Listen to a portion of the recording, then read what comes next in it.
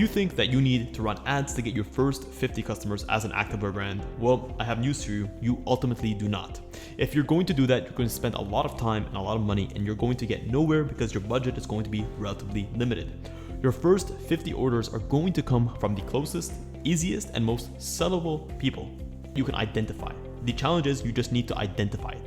So this video is going to be a step-by-step on what you can do over the next 7 to 14 days with key KPIs, so you can just stop guessing of how you're going to get your first 50 customers and actually go ahead and do it. The first 50 customers is not a marketing problem. The world is full of over 8 billion people.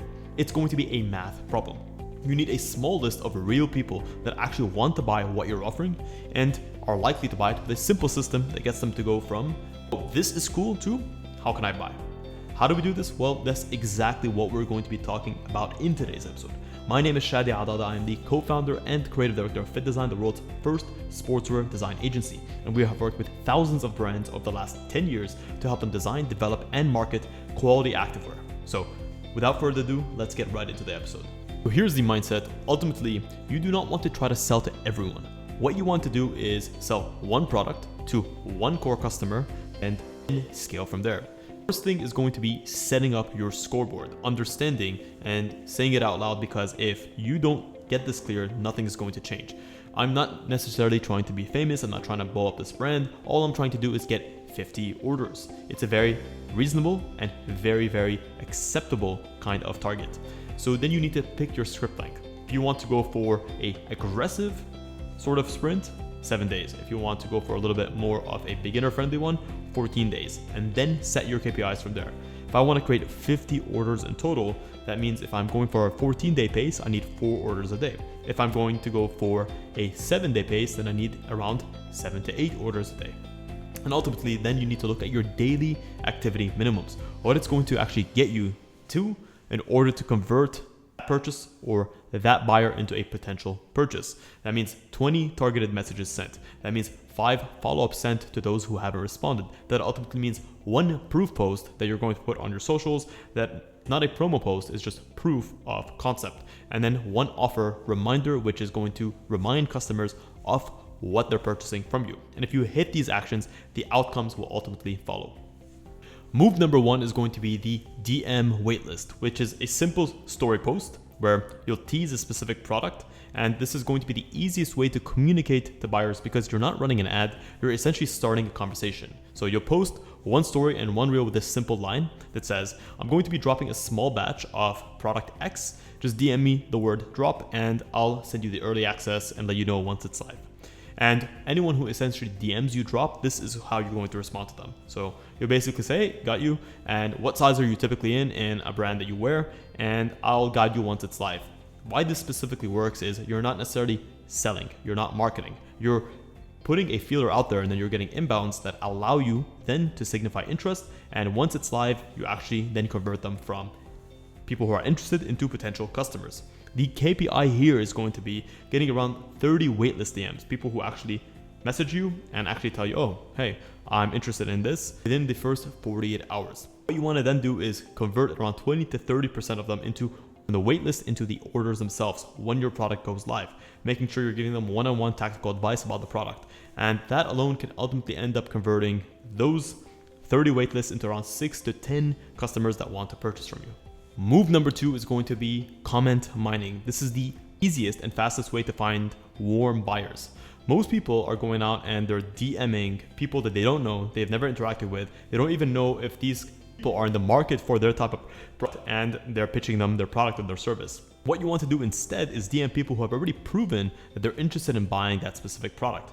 How do you do this? Is you go to lookalike brands that have a similar look and feel to your brand, but maybe they're stages ahead and they've already done the marketing and the outreach, and you go to 10 of their posts and you find people that are interested in buying their product. Maybe these are people that are saying, oh, when is this going live? What size is this? What's the price? What colors you're launching with? And these are people who have been interested or engaged in that specific brand.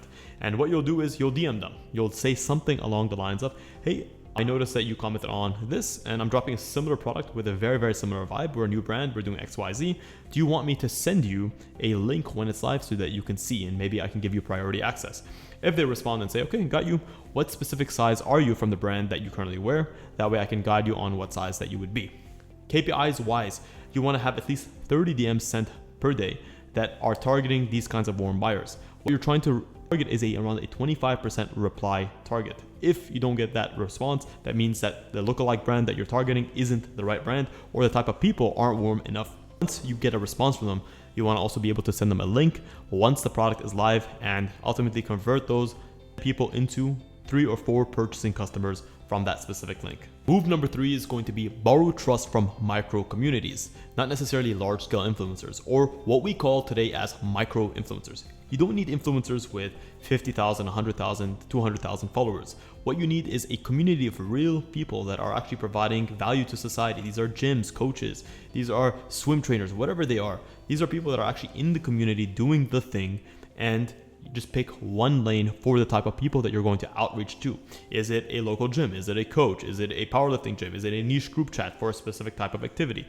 Is it a small creator on YouTube, Instagram with a small and tight audience? Per day, and offer them a simple deal.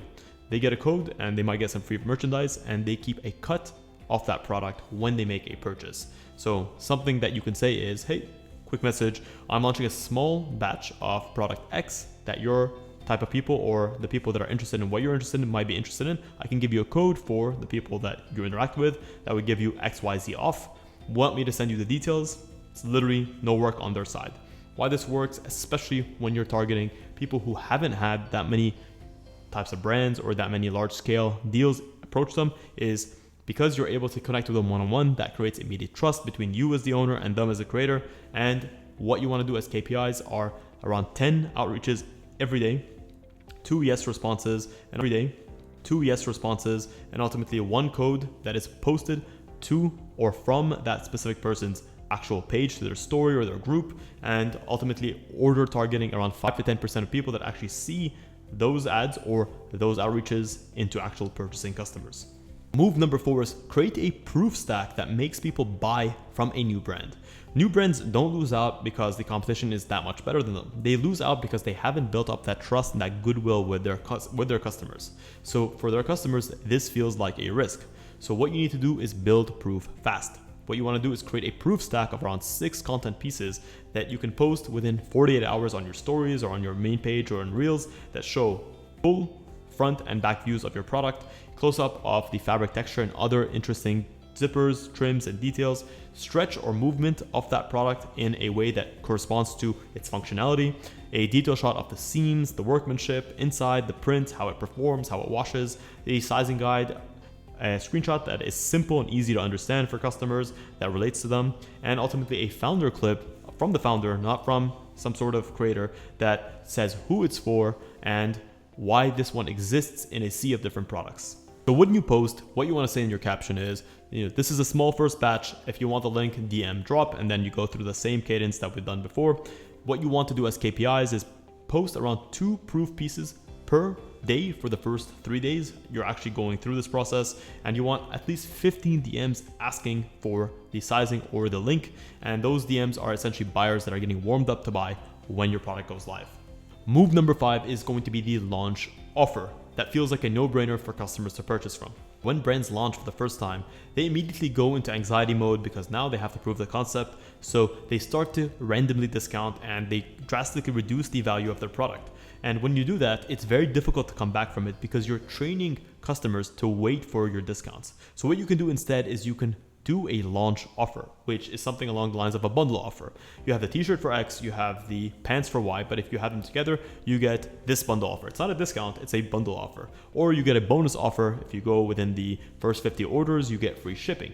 Or if you're within the first 25 orders, you get this special thing or this special access for the next launch or XYZ. Move number 6 is going to be the follow-up loop. And this is one of the most underrated ways of actually getting customers to go from potential customers to actual customers. Most founders will send one message and they'll stop. Maybe they have a fear of rejection. Maybe they feel like they're being too pushy. But if you genuinely believe in your product and you believe that your customer will be better off with your product, it's your duty to go and create that follow-up, because The idea here is that people have busy lives. Sometimes they genuinely didn't see your message. Or two, they might not have that trust that's built up in you yet. So you haven't earned the right for them to respond to you. So by following up and just by being present, by being available and being communicative, you're able to start chipping away at that mistrust and build up that long-term confidence in you and your product.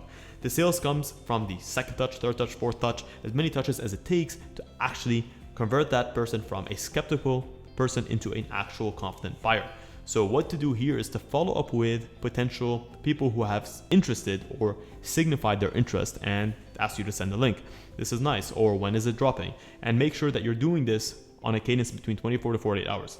Immediately, once you have that send a link, maybe it's 24 hours. Then they don't respond, maybe it's 48 hours. Then it's another 72 hours. And then you kind of put them into a nurture sequence, whatever that might be, right for your specific customer. All of this is to say, let's give you the 7-day action plan. If you want the laziest version, do this for 7 days straight and you will get results. First, you're going to have 20 targeted DMs, like we mentioned in the first. You're going to have 5 follow-ups to people who have signified interest. You're going to have 1 proof post. You're ultimately going to have 1 story with a DM drop or for early access like we signified in the first step. And you're going to have 1 collaborator outreach per day, specifically for people that will align with what you're trying to do.